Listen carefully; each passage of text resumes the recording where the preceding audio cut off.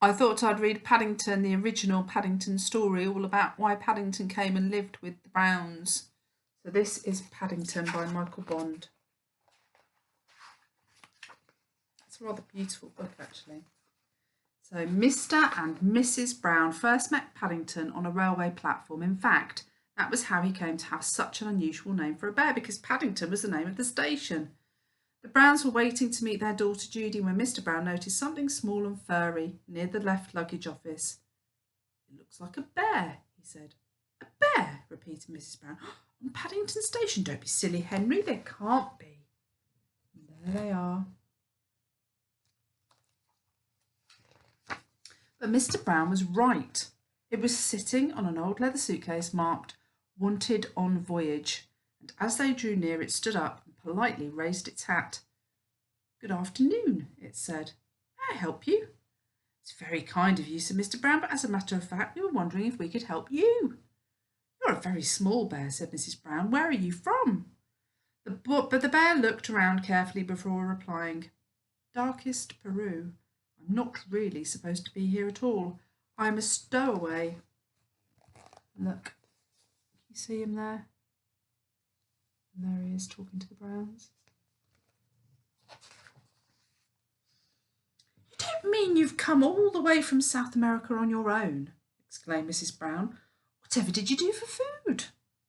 Unlocking the suitcase, the bear took out an almost empty glass jar. "I ate marmalade," it said. "Bears like marmalade." Mrs. Brown looked at the label around the bear's neck. It said quite simply, "Please look after this bear. Thank you."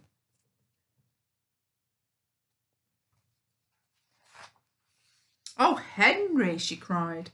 "We can't leave him here all by himself. There's no knowing what might happen to him. Can't he come home and stay with us?" "Stay with us?" repeated Mr. Brown nervously.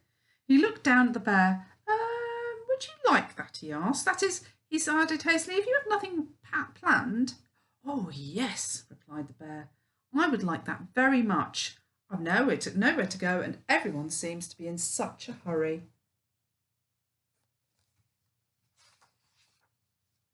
"That settles it," said Mrs. Brown. "Now, you must be thirsty after your journey. Mr. Brown, can you get some tea while I go and meet our daughter Judy?"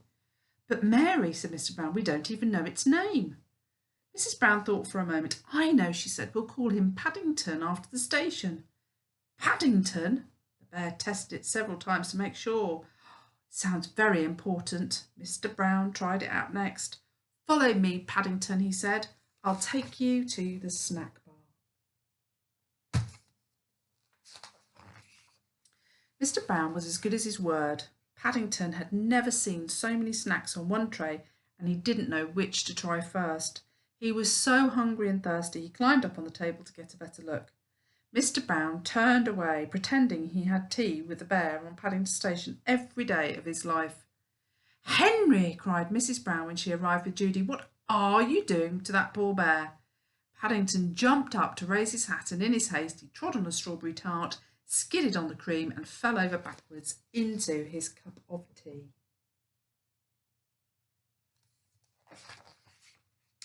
"I think we'd get better go before anything else happens," said Mr. Brown. Judy took hold of Paddington's paw. "Come along," she said. "We'll take you home and you can meet Mrs. Bird and my brother Jonathan." Mr. Brown led the way to a waiting taxi. "Number 32 Windsor Castle, please. Windsor Gardens, please," he said. The driver stared at Paddington. "Bears is extra," he growled. "Sticky bears is twice as much. Make sure none of it comes off on my interior. It was clean when I set out this morning." He's a grumpy taxi driver. The sun was shining as they drove out of the station. There were cars and big red buses everywhere. Paddington waved to some people waiting at the bus stop, and several of them waved back. It was all very friendly. Paddington tapped the taxi driver on his shoulder. "It isn't a bit like Darkest Peru," he announced. The man jumped at the sound of Paddington's voice. "Cream," he said bitterly. "Cream and jam all over me coat." He slid the little window behind him shut. "Oh dear, Henry," murmured Mrs. Brown. "I wonder if we're doing the right thing."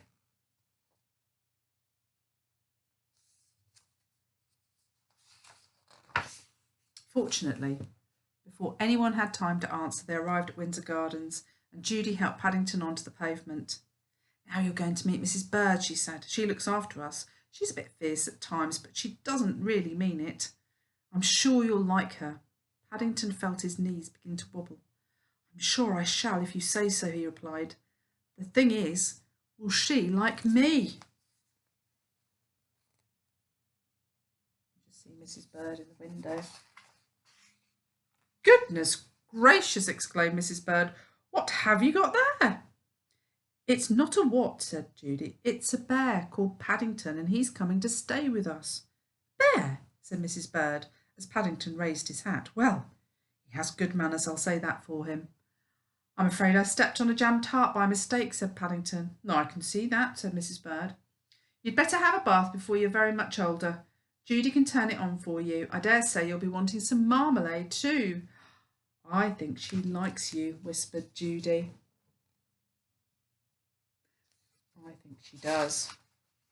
Paddington had never been in a bathroom before, and while the water was running he made himself at home. First of all he tried writing his new name in the steam on the mirror. Then he used Mr. Brown's shaving foam to draw a map of Peru on the floor. It wasn't until a drip landed on his head that he remembered what he was supposed to be doing. He soon discovered that getting into a bath is one thing, but it's quite another matter getting out again, especially when it's full of soapy water. There he is, testing out the bathroom. Paddington tried calling out "Help!" at first in a quiet voice, so as not to disturb anyone, then very loudly "Help! Help!" When that didn't work, he began bailing the water out with his hat. The water had several holes in it, and the hat had several holes in it, and his map of Peru soon turned into a sea of foam. Suddenly, Jonathan and Judy burst into the bathroom and lifted a dripping Paddington onto the floor. "Thank goodness you're all right," cried Judy. "We heard you calling out." "Fancy making such a mess," said Jonathan admiringly. "You should have pulled the plug out." "Oh," said Paddington, "I never thought of that." Well, it would be difficult when you've never done it before. And Paddington came downstairs. He looked so clean, no one could possibly be cross with him. His fur was all soft and silky, his nose gleamed, and his paws had lost all traces of the jam and cream. The Browns made room for him in a small armchair, and Mrs. Bird brought him a pot of tea and a plate of hot buttered toast and marmalade. Doesn't he look lovely? "Now," said Mrs. Brown, "you must tell us all about yourself. I'm sure you must have a lot of stories of adventures." "I have," said Paddington earnestly. "Things are always happening to me. I'm that sort of a bear." He settled back in his armchair. "I was brought up by my Aunt Lucy in Darkest Peru," he began. "She had to go into a home for retired bears in Lima." He closed his eyes thoughtfully, and a hush fell over the room as everyone waited expectantly. After a while, when nothing happened, they began to get restless. Mr. Brown tried coughing, then he reached across and poked Paddington. "Well, I never," he said. "I do believe he's fast asleep."